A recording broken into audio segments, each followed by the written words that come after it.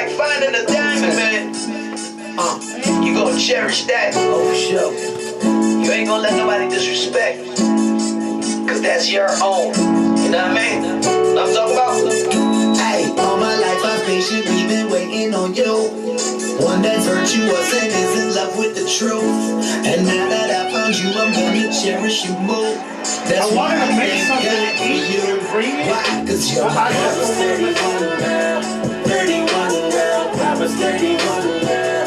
Yeah, cause you're my I was 31 girl, 31 girl, I was 31 girl. Yeah, cause you're my I was 31 girl, 31 girl, I was 31 girl.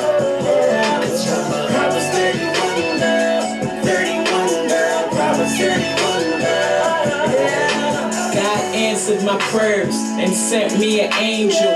Love at first sight like Jacob and Rachel. My Proverbs 31 girl, that's the best way I could paint you. Thank God for the parents that made you. I'm captivated when she's talking. Faith is what she walks in. Them dudes they be stalking, but she don't care what they offering. That conversation's dead like talking to a coffin. And shorty has her own. You don't find that very often. She speaks against the wrong. She don't tell lies for nothing. Shorty tells it like it is. That kind of honesty I'm loving. Yeah, it's a blessing for a man in this world when he finds a Proverbs 31 girl. Proverbs 31 girl, 31 girl, Proverbs 31 girl. Yeah, it's your Proverbs 31 girl, 31 girl, Proverbs 31 girl. Yeah, it's your Proverbs 31 girl, 31 girl, Proverbs 31 girl. Yeah, it's your Proverbs 31 girl, 31 girl, Proverbs 31 girl. Yeah, It's so crazy, baby. Look at what my God done did. I got a virtuous woman living right in my crib. She takes care of me. Yes, me and my 3 kids. Disrespect her, I'll be tempted to split your wig. She is all that I need, man. I would never cheat on her. I am a producer, but I would never beat on her. The finest things in life, yes, I will try to bring her. Cause she is worth much more than the diamonds on her finger. To the Proverbs 31 girls, I get so enraged when these other rappers disrespect your SMH. But you're in love with Christ and you play for his team. You can't be shaking, your foundation is more than Maybelline. Hey, to all my young girls, the pressure is real, but keep it biblical, shawty, treasure his will. Hey, Miss Baskin Robbins, do me a favor. No ring, they don't get the 31 flavors. Cause you're my Proverbs 31 girl, 31 girl, Proverbs 31 girl. Yeah, it's your Proverbs 31 girl, 31 girl, Proverbs 31 girl. Yeah, it's your Proverbs 31 girl, 31 girl, Proverbs 31 girl. Yeah, it's your Proverbs 31 girl, 31 girl, Proverbs 31 girl. Yeah, all my life I've patiently been waiting on you. One that's virtuous and is in love with the truth. And now that I found you, I'm gonna cherish you more. That's why I thank God for you. Why? Cause you're my Proverbs 31 girl, 31 girl, Proverbs 31 girl. Yeah, it's your Proverbs 31 girl, 31 girl, Proverbs 31 girl. Yeah, it's your Proverbs 31 girl, 31 girl, Proverbs 31 girl. Yeah, it's your Proverbs 31 girl, 31 girl, Proverbs 31 girl. Yeah, it's your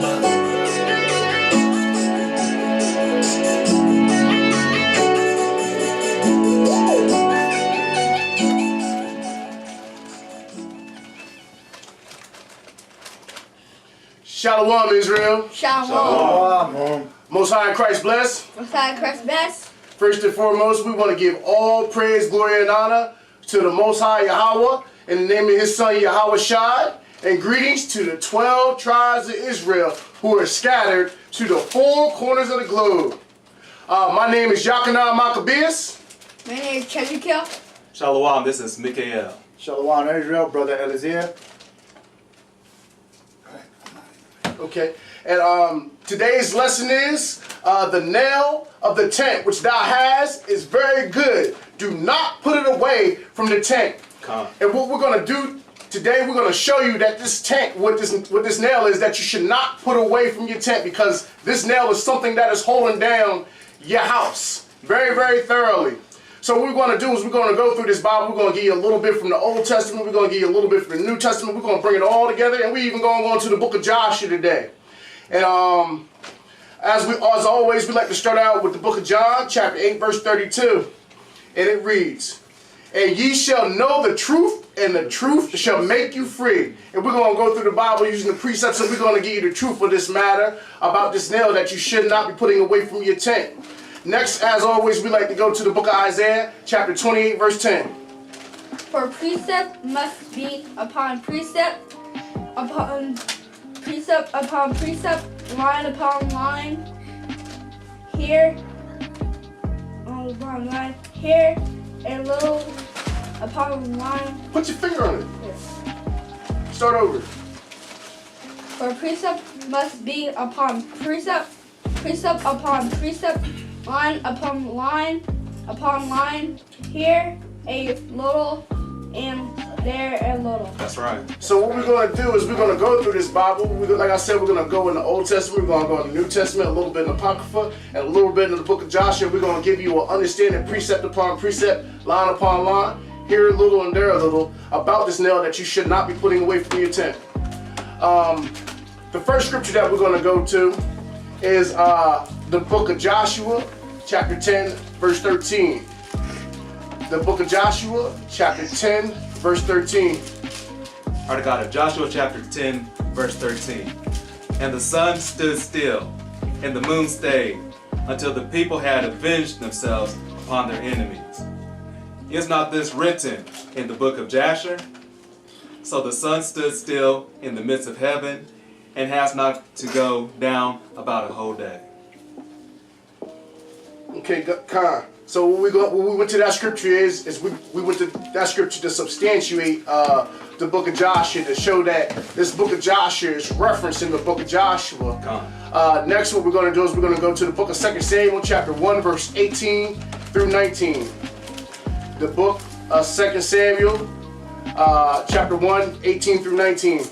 And what we're going to do is we're going to bring another witness to substantiate the book of Joshua. Right, 2 Samuel chapter 1, verse 18. "And he bade them teach the children of Judah, use the bow. Behold, is it written in the book of Jasher?" Okay. So the scripture is telling us that there's a book is this called the book of Jasher. And as a men of the Lord, we should investigate to see what this is about, to learn more about it, because throughout the Bible it gives us hints and clues that there's more beyond what's canonized in the scriptures.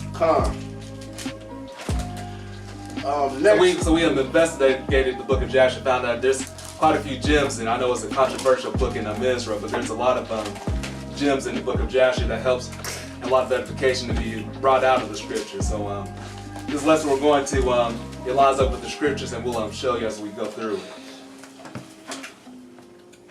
We're starting. Yeah, chapter 21. The book of Joshua, chapter 21, and we're going to start at verse 1. "And it was at the time, at the end of a year, and 4 months of Abraham's dwelling in the land of the Philistines, in Gerar, that Yahweh visited Sarah. And thy Elohim remembered her, and she conceived and bare a son to Abraham. And Abraham called the name of the son which was born to him, which Sarah bare to him, Isaac. And Abraham circumcised his son Isaac, 8 days old, as Yahweh had commanded Abraham, to do unto his seed after him. And Abraham was 100, and Sarah 90 years old, when Isaac was born to them." And so, LAKEY, it's interesting also that this is taking place, this is Joshua chapter 21, and this is lined up with Genesis chapter 21, but Joshua 21 goes into more detail as we go along from Joshua 21, but this is the same event that's going on in Genesis 21. Verse 4, "And the child grew up, and he was weaned, and Abraham made a great feast upon the day that Isaac was weaned.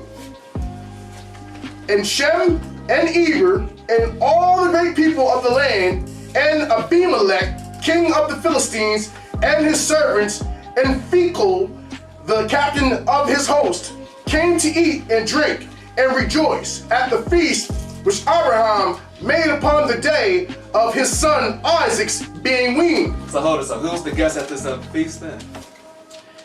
And Shem and Eber. So Shem is Noah's son, and Eber is Shem's son, I believe.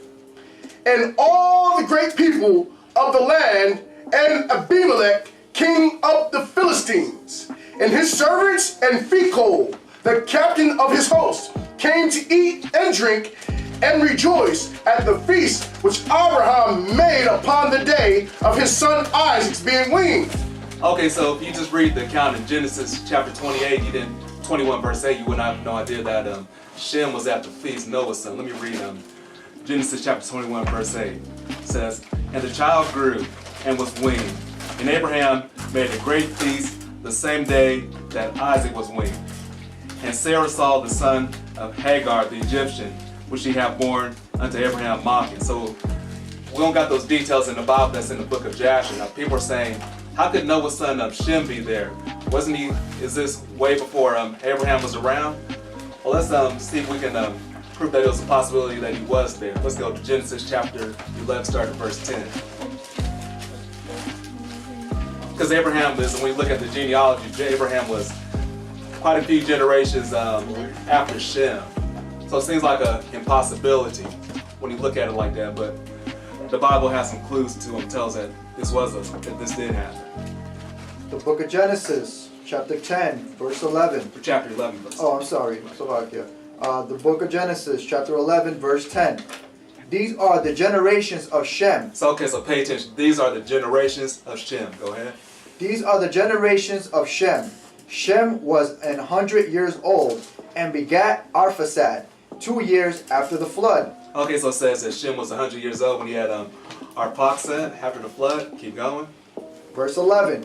And Shem lived after he begat Arphaxad 500 years. How many years? 500 years.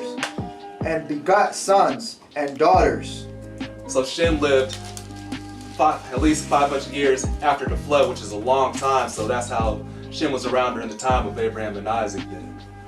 So the Bible gives us clues that connect with the book of Jasher then. So that's how it's not strange to see that Shem and his son Eber was at, son or grandson Eber was at Isaac's weaning.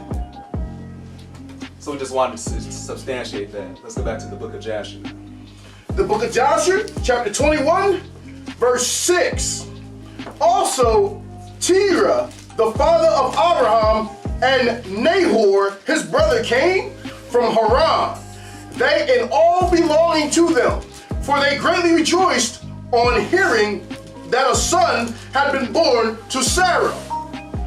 Verse 7.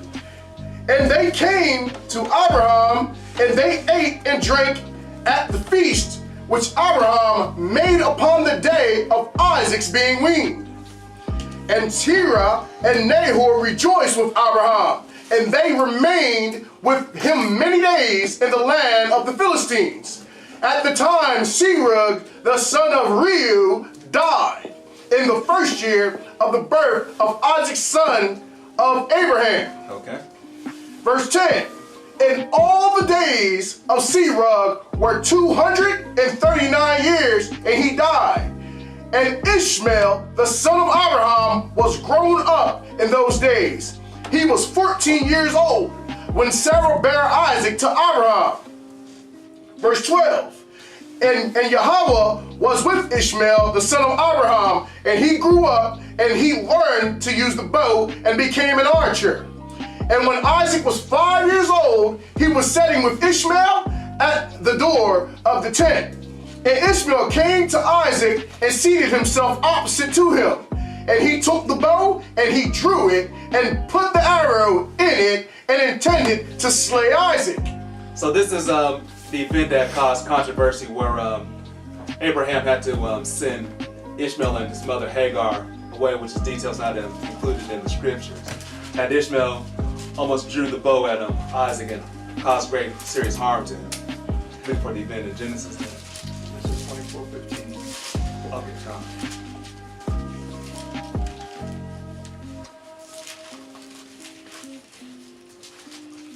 Wait, no, we're not at that part yet. Okay. So we're looking at Exodus 17:7. No. It's around Genesis 21, I believe. Different precept we don't have. Oh, okay. Yeah, it just says Genesis 21, verse 9. And Sarah saw the son of Hagar the Egyptian, which he had born unto Abraham, mocking. Wherefore she said unto Abraham, Cast out this bondwoman and her son, for the son of this bondwoman shall not be heir with my son, even with Isaac. And the thing was very grievous in Abraham's sight, because of his son. And God said unto Abraham, Let it be grievous in thy sight because of the lad, and because of thy bondwoman, and all that Sarah hath said unto thee. Hearken unto her voice, for in Isaac shall my seed be called. So that's only the details it gives here. So Joshua gives us additional details that's not in the canonized version of the Bible. And if the Bible had all the details that Joshua had, the Bible would be like twice or three times the size. So there's a reason why the book of Joshua is separate from the scriptures to give us, because the book of Genesis is just a brief overview of hundreds of thousands of years of history. Come. It's like a summary of the history. So that's why we go to books like Joshua to give us more detail of what happened in between. The book of Joshua, chapter 21, verse 15. And Sarah saw the act which Ishmael desired to do to her son Isaac, and it grieved her exceedingly on account of her son. And she sent for Abraham and said to him, Cast out this bondwoman and her son, for her son shall not be heir with my son. For thus did he seek to do unto him this day. And Abraham hearkened to the voice of Sarah, and he rose up early in the morning, and he took 12 loaves and a bottle of water, which he gave to Hagar, and sent her away with her son. And Hagar went with her son to the wilderness. And they dwelt in the wilderness of Paran with the inhabitants of the wilderness. And Ishmael was an archer, and he dwelt in the wilderness a long time.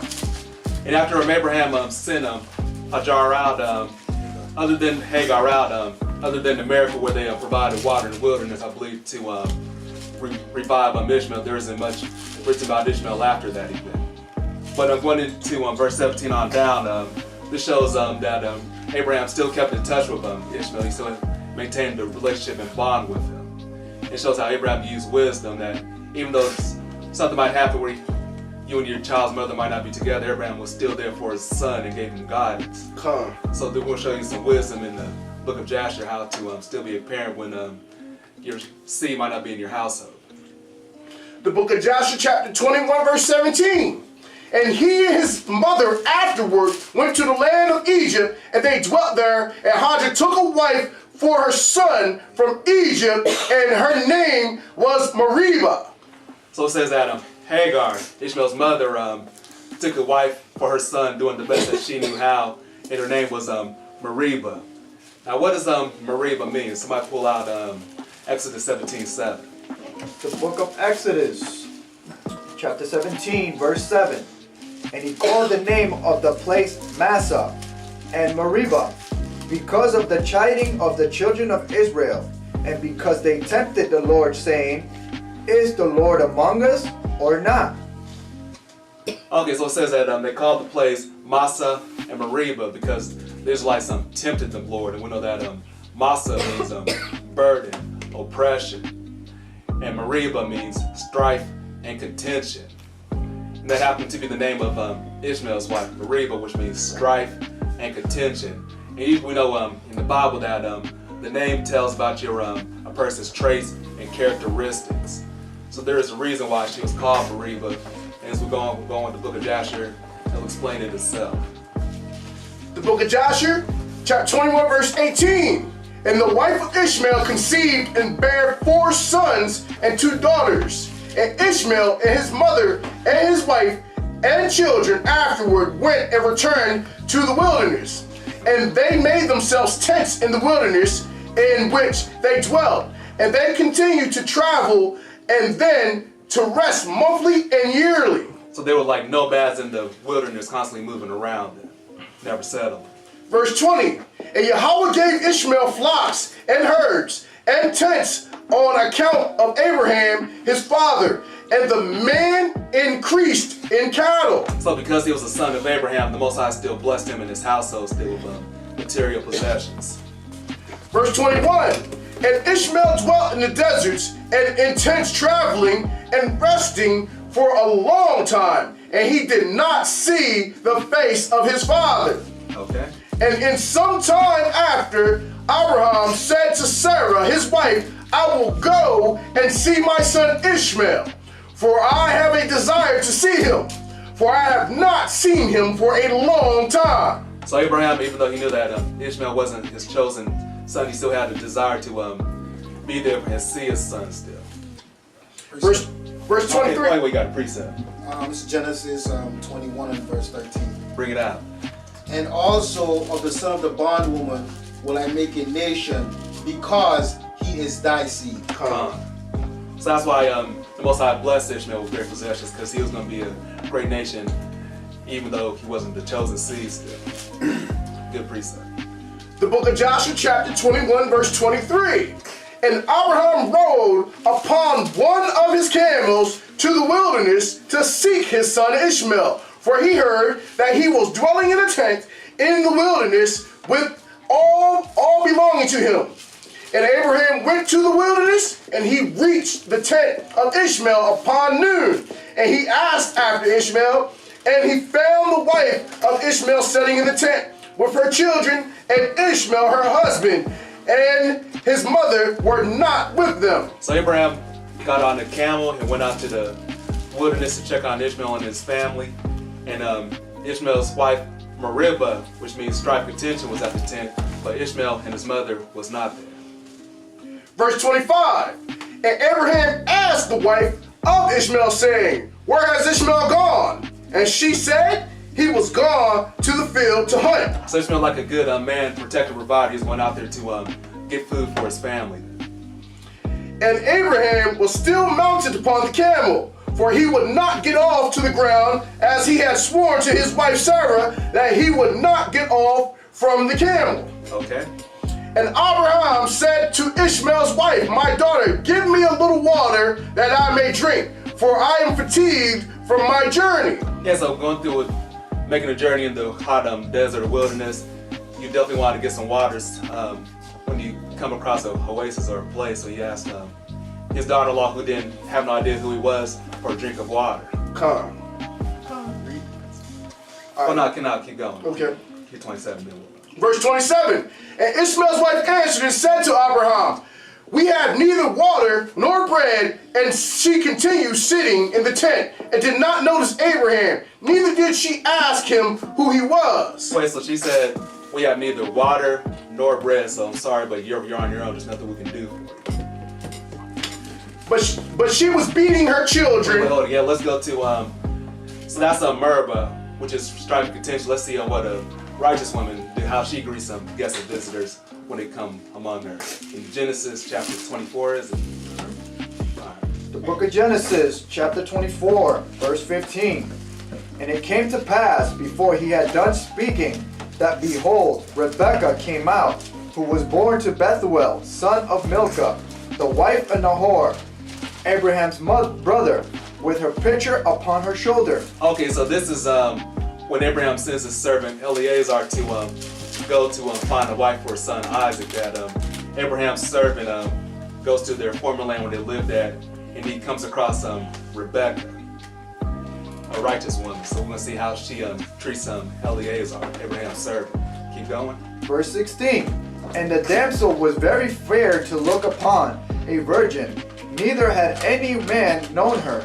And she went down to the well and filled her pitcher and came up. Okay. And the servant ran to meet her and said, let me, I pray thee, drink a little water of thy pitcher. And she said, drink, my lord. And she hasted and let down her pitcher upon her hand and gave him drink. So you see how she greeted him? Drink, my Lord. Help yourself, my Lord. So like here. And he blessed her with water. Yes. Also, how they separate a virgin and saying neither had any man known her. Not necessarily meaning that she's a virgin because no man had known her, but the actual technical term for virgin is a woman of marrying age. So, in modern terms, they say a virgin is a woman that no man has known. But in ancient times, a virgin would be a woman of married age. So when they tell you that Mary, Jesus Christ, well, that's a different lesson because women weren't harlots either. I mean, men didn't wife sloppy seconds either like we do today, but that's another lesson. Let's keep it back on Josh. I know where you're going with it. Yeah. Yes, a lot. All right, verse 19. I'm going to read again from verse 18. Okay. And she said, drink, my Lord. And she hasted and let down her pitcher upon her hand and gave him drink. Verse 19. And when she had done giving him drink, she said, I will draw water for thy camels also until they have done drinking. Wait. So she took care of Abraham's servant, gave him something to drink, and then she offered to water the camels also. So I was a very kind and considerate woman. That's what you want to look for in a trait of a partner, someone that's very considerate. Come. Verse 20. And she hasted and emptied her pitcher into the throat, and ran again unto the well to draw water, and drew for all his camels. Drew for all the camels then. 21. And the man wondering at her held his peace, to wit whether the Lord had made his journey prosperous or not. Okay, well, that's just the part we wanted there, and as it goes on, it says that she was the one that Eleazar chose to be a wife for his master Isaac then. And she did everything right. She was very hospitable and very, very thoughtful. Unlike Ishmael's wife, Meribah, who was said, you're on your own, who cares? I don't care where you came from, I don't care who you are. So we just want to show you contrast of a wicked, selfish woman and a righteous woman. The book of Joshua, chapter 21, and we're going to start at 26 again. And Abraham said to Ishmael's wife, my daughter, give me a little water that I may drink, for I am fatigued from the journey.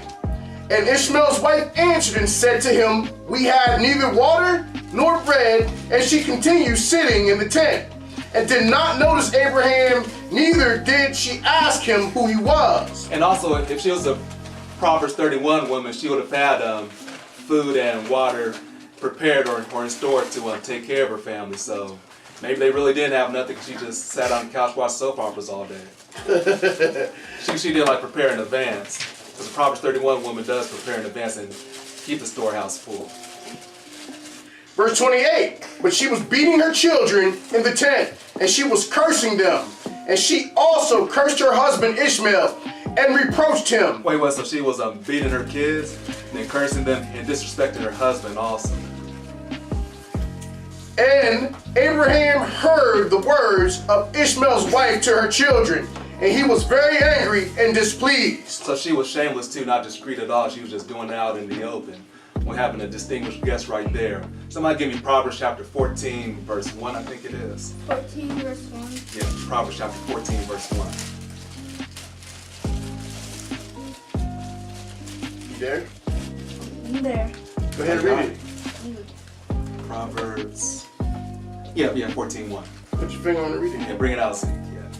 Every wise woman buildeth her house. Okay, so every wise woman buildeth her house, but the foolish plucketh it down with her hands. So every wise woman buildeth her house, but the foolish one plucketh down with her hands. So Ishmael's wife was a foolish wife, destroying, disrespecting her husband's house. And that's why her name was Meribah, because she's full of strife and contention. Verse 29, and Abraham called to the woman to come out to him from the tent. And the woman came and stood opposite to Abraham, for Abraham was still mounted upon the camel. And Abraham said to Ishmael's wife, when thy husband Ishmael returneth home, say these words to him. Okay, so pay attention to how brilliant Abraham was. He was full of game. This is interesting, the message that he gives to Ishmael's wife. Verse 31. A very old man from the land of the Philistines came hither to seek thee, and thus was his appearance and figure. I did not ask him who he was, and seeing thou was not here, he spoke unto me and said, When Ishmael thy husband returneth, tell him thus did this man say, When thou comest home, put away this nail of the tent which thou hast placed here. So he told her, when thou comest home, put away the nail of this tent which thou hast placed here. And place another nail in its stead. And place another nail in his stead. So he's letting his son know he has a bad nail in his tent that's holding up his household. Calm. Verse 32. And Abraham finished his instructions to the woman, and he turned and went off on the camel homeward. Okay. And after that Ishmael came from the chase, he and his mother, and returned to the tent, and his wife spoke these words to him. Okay. A very old man from the land of the Philistines came to seek thee, and thus was his appearance and figure. I did not ask him who he was, and seeing thou was not at home, he said to me, When thy husband cometh home, tell him, Thus saith the old man, Put away the nail of the tent which thou hast placed here, and place another nail in its stead. So what does that mean? Let's see if Ishmael gets it. Verse 35. And Ishmael heard the words of his wife, and he knew that it was his father, and that his wife did not honor him. Verse 36. And Ishmael understood his father's words that he had spoken to his wife, and Ishmael hearkened to the voice of his father, and Ishmael cast off that woman, and she went away. Wait, he bought flowers for her. He cast off that woman, and she went away. Wait, he wanted to dine. He cast off that woman, and she went away. They went to a Jodeci concert. He cast off that woman, and she went away. So he kicked her to the curb. He cast off that woman, and she went away. Bought her chocolates. He cast off that woman, and she went away. Verse 37. And Ishmael afterward went to the land of Canaan, and he took another wife, and he brought her to his tent, to the place where he then dwelt. Now, that's kind of harsh for Abraham to tell his son to kick his wicked wife to the curb. So let's see if we can find a precept in the scriptures to justify, see if that was godly wisdom or carnal wisdom. We're going to go to Sirach chapter, was it 25, 24? 26, 1 to 4. Or not, Sirach 25. 25, verse 23 through 26. Right. All right. So we're going to Apocrypha. Sirach 25, start at verse 23 to 26. All right. This is the book of Sirach, also known as Ecclesiasticus in the Apocrypha, chapter 25, verse 23. A wicked woman abatteth the courage. So a wicked woman abateth the courage. A wicked woman abateth the courage, maketh an heavy countenance and a wounded heart.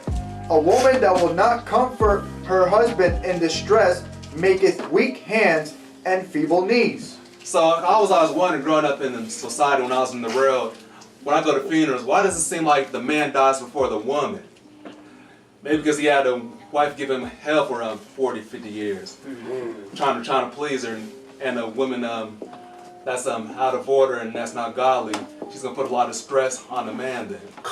So you got to look out for yourselves, men, and take care of yourselves. A woman's not worth having stress with. That's why a lot of men die before their wives, because they're in stressful relationships. And another thing, why would you even deal with a woman that would not honor your parents? Yeah, I mean, it's a commandment that you honor thy mother and thy father, and this woman wouldn't even honor his father. So Abraham in turn spoke some wise words to Ishmael, and Ishmael in turn listened to the wise instruction of his father, and that's some of the things that we neglect to do as men. I'm even victim of it. I've even neglected to do things that my father said, referring to women. So that's my stupidity too, and we need to practice these things. It's a part of honoring thy mother and thy father. And your days will be long. So just like the brother said, just to hitch off of that, you know, you might end up in the casket stressing off of a wicked woman because a wicked woman is giving a portion to a wicked man. And she gonna be spending your riches going on vacation and trips while you're in the ground. Calm. Yeah, life is too short. It's like, man, you gotta handle your business. Calm. Continue reading on to verse 24. Of the woman came the beginning of sin, and through her we all die. Give the water no passage, neither a wicked woman liberty to gad abroad. Okay. 26. If she got not as thou wouldest have her, cut her off from thy flesh, and give her a bill of divorce, and let her go. So a lot of us we foolish, you know what I mean, and we worried about just the intimacy in the relationship, and she gonna throw it to you however she gonna give it to you, instead of worried about how she is mentally, you know what I mean? We worried about the escapades in the bedroom, and we need to stop worrying about that. We need to cast off for these wicked women and withhold our flesh. Don't even kiss these women. Nah, don't sugarcoat nothing. I think I got another precept too. It's Sirach 26. oh no, it's No, we're not there yet. Ecclesiastes. Give me a second.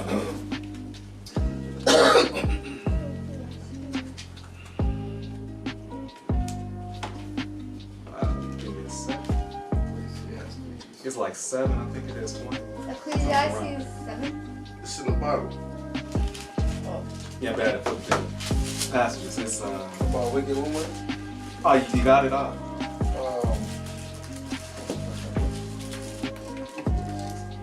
There is not a just man on earth that doeth good. Not only that, but in the previous passage, we instructed to give this woman a bill of divorce. That's It right. says to let her go about her business. Give her a bill of divorce. Cut her off. Let me read it again. It says, if she go not as thou wouldest have her, cut her off from thy flesh and give her a bill of divorce and let her go. Yeah, we have to skip ahead and think of what it is. Would it be Proverbs? Okay, well, you got something from there? 21:19. Bring it out. Now. Okay, I got it too. Okay, this is in Ecclesiastes chapter 7, verse 26. And I find more bitter than death the woman, whose heart is snares and nets, and her hands as bands. Whoso pleaseth God shall escape from her, but the sinner shall be taken by her. So we're talking about the Proverbs 14 woman. The Most High, if you serve the Most High, He will help you escape from her. This is not towards our Proverbs 31 woman. We appreciate you, ladies. Shalom to you, and keep doing a good job. Our Proverbs 14 woman, out of destroying them, and don't respect her man's household. The Most High, if you serve God, He will help you escape from her. Come. So we bring that up, please. You got it, go ahead. Yeah. It's Proverbs 21. I'll start with verse 18. Bring it out. The wicked shall be a ransom for the righteous, and the transgressor for the upright. Verse 19. It is better to dwell in the wilderness than with a contentious and an angry woman. Come. Yeah, sometimes we're caught in situations where we're roommates because rent is so high and expensive nowadays. So men, if you're in a bad situation, it's better if you downsize, move back home to your mom, or move to your boy's basement, or get a cheap place to live in. It's better to live in the wilderness. I think Sirach says better live like in a housetop, whatever, than live with a wicked woman. Yup. Right. So do what you gotta do. You gotta escape this like that. Come. Good precept. So back to the book of Jasher now. The book of Joshua, chapter 21, verse 38. And at the end of 3 years, Abraham said, I will go again and see Ishmael my son, for I have not seen him for a long time. And he rode upon his camel and went to the wilderness, and he reached the tent of Ishmael about noon. So Abraham goes back out again and checks on his son Ishmael to see how he's doing. Verse 40. And he asked after Ishmael, and his wife came out of the tent. And she said, he is not here, my Lord. Wait, he's not here. Who? He is not here, my Lord. And we know that's what Rebecca's also referred to Abraham serving Eliezer also, my Lord. When we look at Meribah in the early passages in Joshua 21, she didn't respond to Abraham with any respect at all. So she's showing much better traits than Ishmael's first wife, giving honor to him, Abraham. And wait. We run again, verse 40. Verse 40, and he asked after Ishmael, and his wife came out of the tent, and she said, he is not here, my Lord, for he has gone to hunt in the fields, and to feed the camels. And the woman said to Abraham, turn in, my Lord, into the tent, and eat a morsel of bread, for thy soul must be wearied on account of the journey. Now you see how considerate she was? She realized he came from a long journey, so she said, come and eat some bread I got prepared for you. Yeah, make yourself comfortable. She showed Abraham hospitality. That's what a Proverbs 31 woman does. Verse 41, and Abraham said to her, I will not stop, for I am in haste to continue my journey, but give me a little water to drink, for I have thirst. And the woman hastened and ran into the tent, and she brought out water and bread to Abraham, which she placed before him, and she urged him to eat. And he ate and drank, and his heart was comforted, and he blessed his son Ishmael. So this wife that Ishmael picked happened to have water and bread in the house, so she could take care of her household, and even have something to serve Abraham also. And his father blessed the house. He seen where his son had came home. He had came home with a virtuous woman, and he had got with the harlot. Verse 42, and he finished his meal, and he blessed the Yahweh, and he said to Ishmael's wife, when Ishmael cometh home, say these words to him. A very old man from the land of the Philistines came hither and asked after thee, and thou wast not here. And I brought him out bread and water, and he ate and drank, and his heart was comforted. And he spoke these words to me, when Ishmael thy husband cometh home, say unto him, the nail of the tent which thou hast is very good. So the nail of the tent is very good. So this nail got a very good report, unlike the other nail. Do not put it away from the tent. And Abraham finished commanding the woman, and he rode off to his home to the land of the Philistines. And when Ishmael came to his tent, his wife went forth to meet him with joy and cheerful heart. Wait, with a bitter heart? With joy and a cheerful heart. All right. Slaggy, and that's like when you coming home from work after a hard day's work, and you working there all day, and then your wife come out to meet you, you know what I mean? Meal's already done and stuff, you know what I mean? She got a cheerful heart, she glad to see you. Right. You're supposed to be your husband's pillar of rest. Just like this woman is Ishmael's pillar of rest after he going out to make sure he got something to put on the table for his household. Well, let me bring that precept out about it. That happened in 2018 though.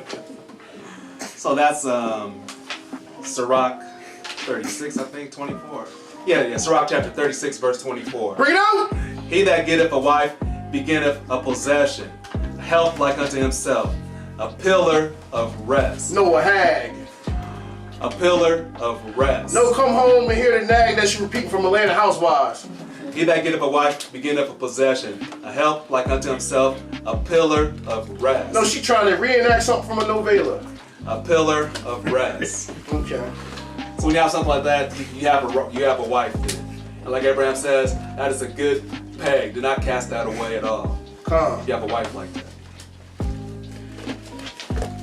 Verse 46, and she said to him, an old man came here from the land of the Philistines, and thus was his appearance. And he asked after thee, and thou wast not here. So I brought him out bread and water, and he ate and drank, and his heart was comforted.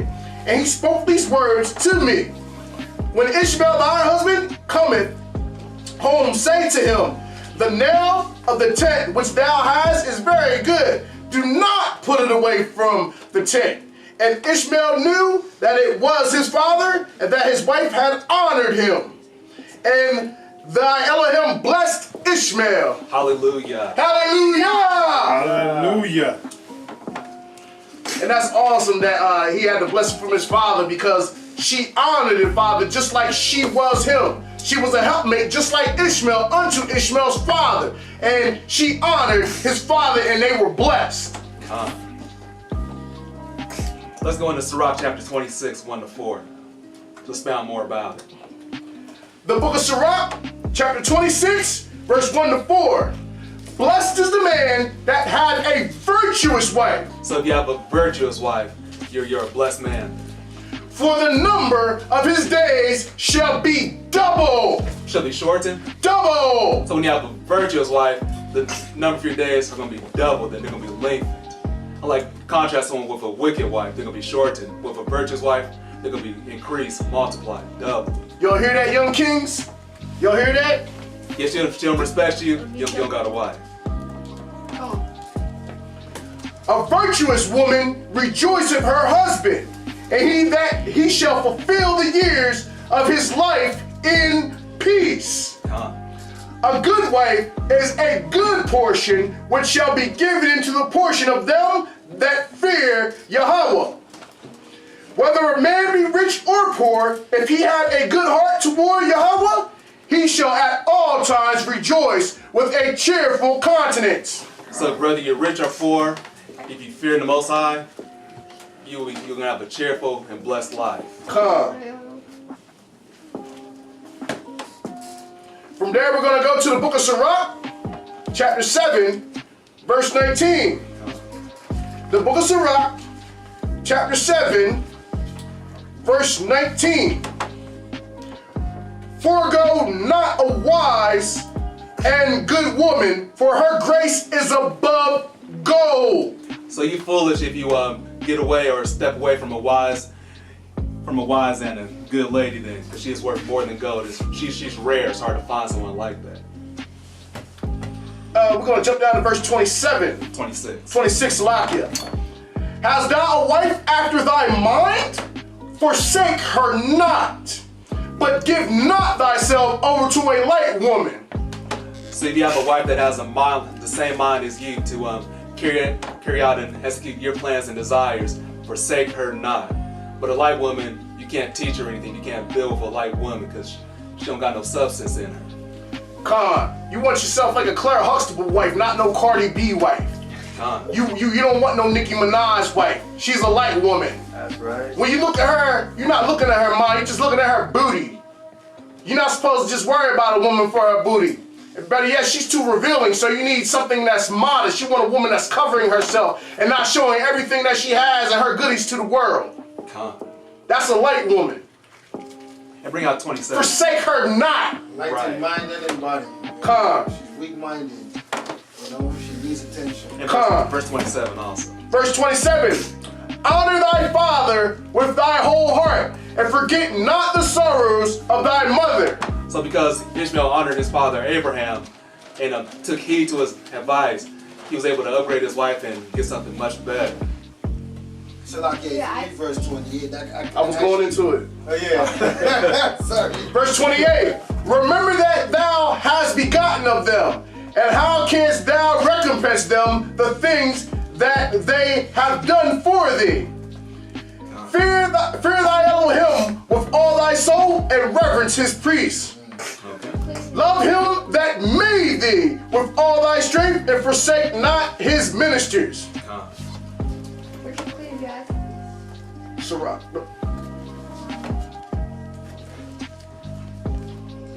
Okay, we're going to go to Proverbs 31. The book of Proverbs, chapter 31. Starting at verse 10. Verse 10. All right, the book of Proverbs, chapter 31, verse 10. Who can find a virtuous woman? For her price is far above rubies. And like Yakim said, it's hard to find a virtuous woman in 2018. They are very far and few, so good luck. The heart. Read that again. Verse 10. Who can find a virtuous woman? For her price is far above rubies. Yeah, if you know where one's at, let us know. Come. The heart of her husband doth safely trust in her, so that he shall have no need of spoil. So a Proverbs 31 woman, a husband can trust in her that she's going to run the household as he wants it to be. Trust that she'll follow his instructions. And if she a virtuous woman, you're not even gonna care about all these little light women out there, none of these little chicken heads running around, because you got the good stuff at home. You don't need to shop around. Absolutely. You know what I mean? Bro, that's a song.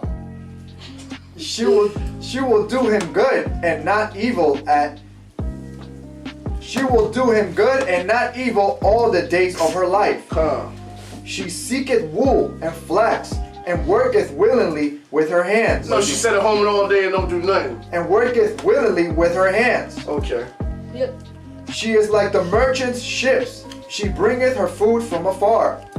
She riseth also while it is yet night, and giveth meat to her household, and a portion to her maidens. So she makes sure that everybody's well fed with good, nutritious food. She's not going to run across the street to McDonald's and bring crap home. Verse 16. She considereth a field, and buyeth. With the fruits of her hands she planted a vineyard. So she considers her field and buys, so she knows how to budget and manage money also. She's not out there buying purses and clothes all day like some of these modern women do. She knows how to budget. And let me bring out Sirach chapter 22 verse 4. Hold it. Sirach chapter 22 verse 4 says, a wise daughter shall bring an inheritance to her husband.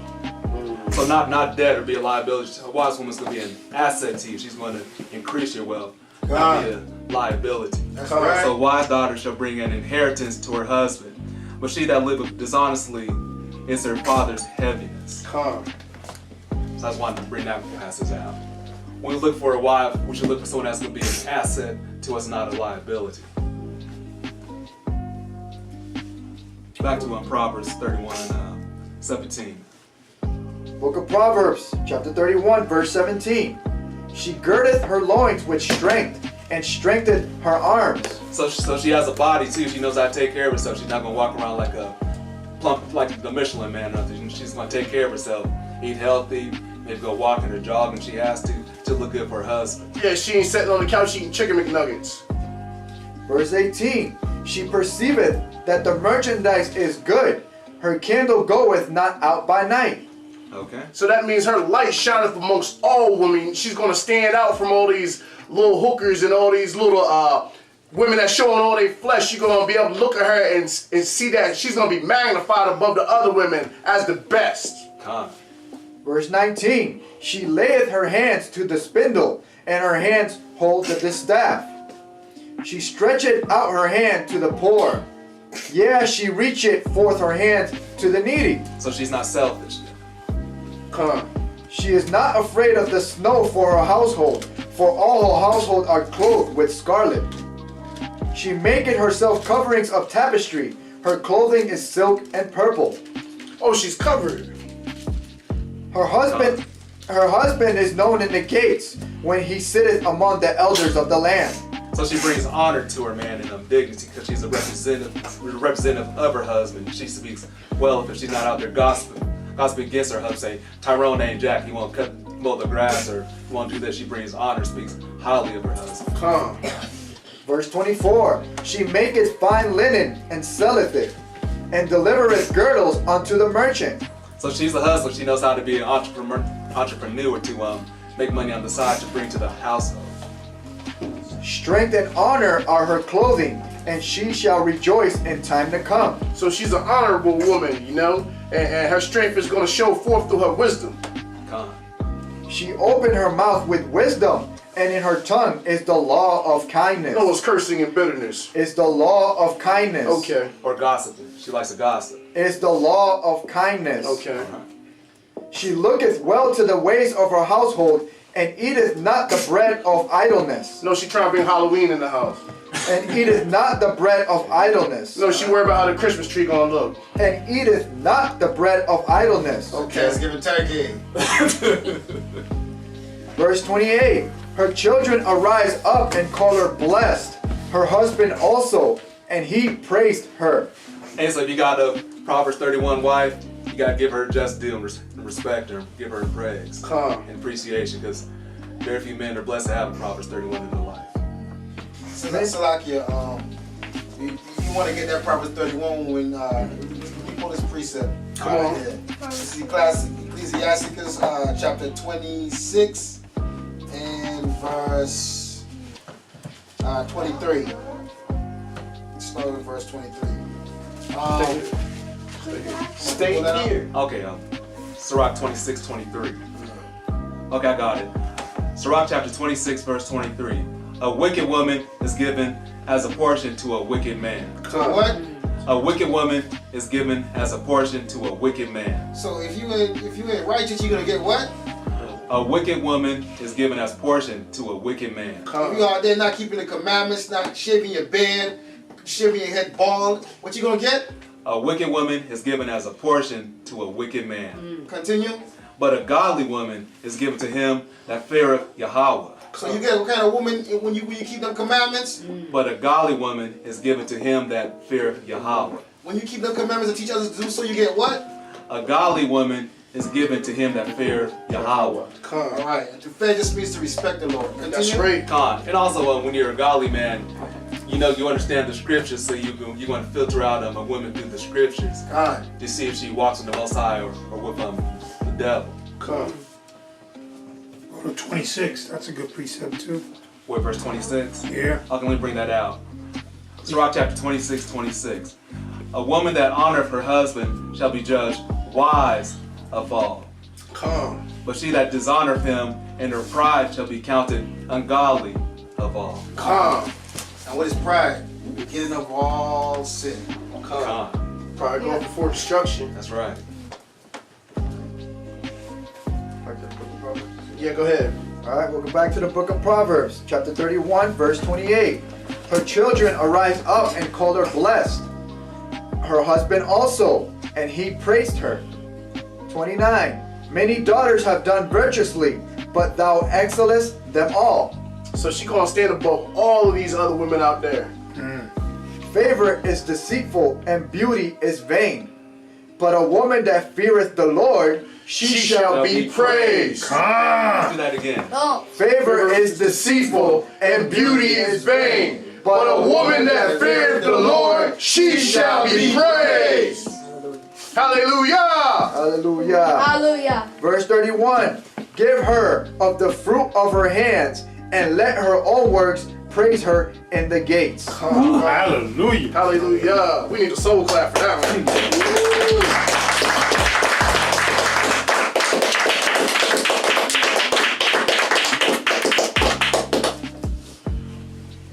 From there, we're going to go to the book of Sirach, chapter 36, verse 2. Oh, I'm sorry. From there, we're going to the book of Isaiah, chapter 30. We're going to start at verse 1.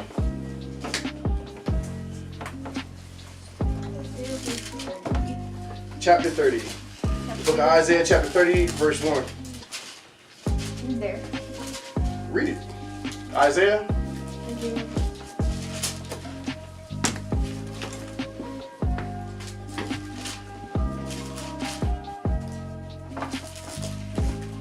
Isaiah chapter 30, verse 1. You gotta look for the number.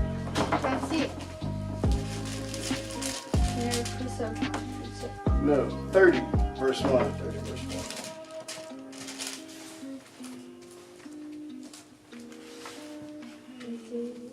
I think you wrote that down because I gave you that. Yeah, this is a different lesson. This is more than about Yeah, this. this is- Oh, I'm sorry, Yeah. Slack Never it. mind on that. Disregard.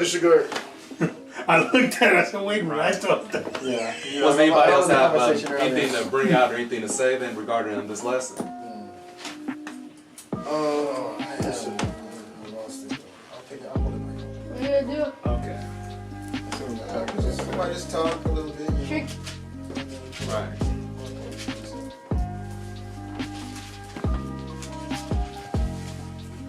Yes, we know that we're trying to come back as a nation, as Yasharel and 12 tribes of Israel, and it starts with a family, with a man and woman. So it starts at home. So nation building is very important, and doing it the righteous way. We tried it the American way society, where man and woman is equal and feminism and all that, and it doesn't work for our peoples. So we need to come back in the righteous manner by keeping these laws, statutes, commandments, and knowing what our duties are to perform towards each other according to the scriptures. So we got Ephesians 5 then. Yeah, I'm in there. I was Okay. going to start at 21. Right. The book of Ephesians chapter 5, verse 21. Submitting yourselves one to another in the fear of Yahweh. Wives, submit yourselves unto your own husbands and unto Yahweh. For the husband is the head of the wife, even as Christ is the head of the church, and he is the Savior of the body. Therefore, as the church is subject unto Christ, so let the wives be to their own husband in everything. Husbands, love your wives, even as Christ also loved the church and gave himself for it, that he might sanctify and cleanse it with the washing of water by the word, that he might present it to himself a glorious church, not having spot or wrinkle or any such thing, but that it should be holy and without blemish. So ought men to love their wives as their own bodies. He that loveth his wife loveth himself. For no man ever yet hateth his own flesh, but nourisheth and cherisheth it, even as thy Elohim the church. For we are members of his body, of his flesh, and of his bones. For this cause shall a man leave his wife and mother, and shall be joined unto his wife, and they two shall be one flesh.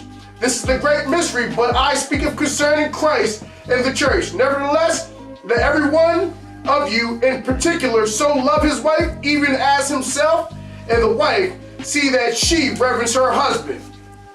Come. Try Proverbs 12 and 4. So hold on. So you should be going out and seeking a wife that's going to reverence you, so that you can present it before the Most High without spot or wrinkle, and it be honored and magnified before Yahweh. Not these bitter chicks out here that's going to downplay you for being the man that you are and thinking that they're going to live off of you. Come. And the book of Joshua is saying the same thing as Paul said in Ephesians, that Abraham told Ishmael to get rid of that nail because the nail didn't reverence her husband or his seed. Come. So it's saying the same thing, they go hand in hand together. Come. And you got something y'all can? Proverbs 12 and 4. Bring it out. Proverbs 12:4. A virtuous woman is a crown to her husband, but she that maketh ashamed is as rottenness in his bones. So a woman that's virtuous, that's kind, that's loving towards her husband, you know, like I was just saying, is very good for his health. But if you make him ashamed, like what was it, Ishmael's first wife? She was named Strife and Contention. You know, those kind of women will be rottenness in your bones, will cause you to be weak. Yes. Will distress will eat at your mind, eat at your brain, eat at your countenance, you know, and your life won't be as long, you know, because she doesn't honor you, you know, because we're supposed to love our women, which means love according to the Bible is to teach the commandments, but the women are supposed to reverence their husbands. Another word for reverence is respect. Men feel loved when they are respected. You know what I'm saying?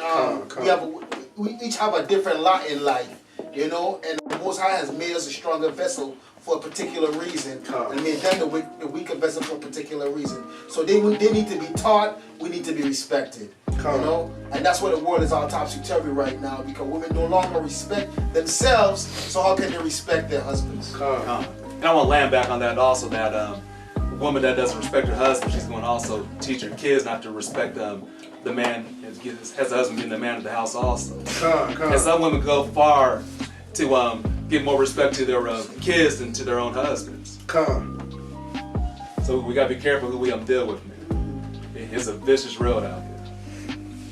Anybody got anything they'd like to add? It's a good class. And I thought that was a very, very good lesson. And I hope the people that were edified. And one more time, we want to give all praise, glory, and honor to the Most High Yahweh in the name of His Son Yahweh Shai. And greetings once again to the 12 tribes of Israel who are scattered to the four corners of the globe. May the Most High bless you out there in the week. May He be your strength. May He put you in these scriptures diligently so that you can go out there and work the 12 up, you know.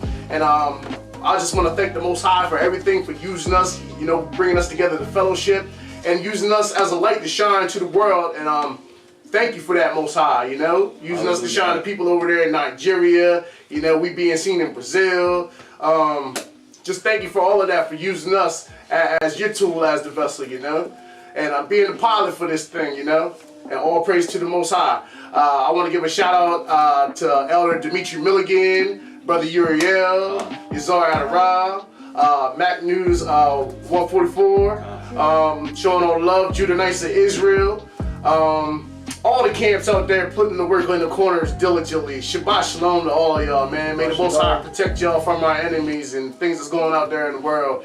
And use y'all continually to wake people up, and may the Most High water the seeds that's being planted, you know?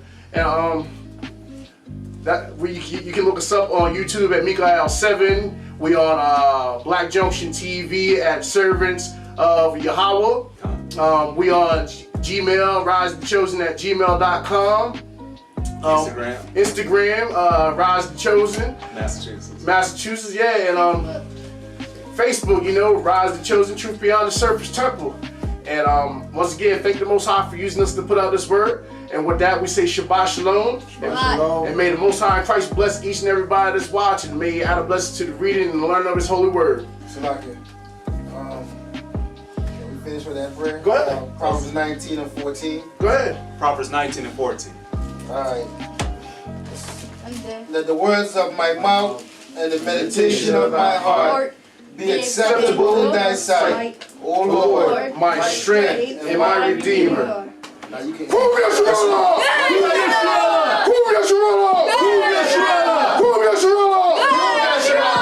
Kahala Yahweh Bahashem Hamashiach Yahweh Shah Barakatha. Barakatah. Asiyah. Hallelujah.